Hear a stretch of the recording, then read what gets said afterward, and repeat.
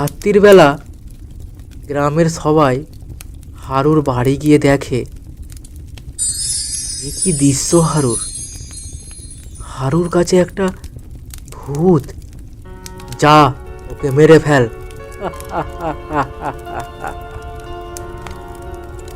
হারুর কথা মতোই ভূতটা চলে যায়।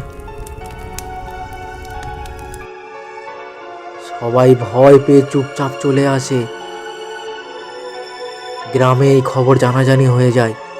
সবাই চিন্তায় পড়ে যায়, কি করবে, কি করে ওই হারু রাক্ষসের হাত থেকে গ্রামকে বাঁচাবে। কিছুদিন চলতেই থাকে এইসব।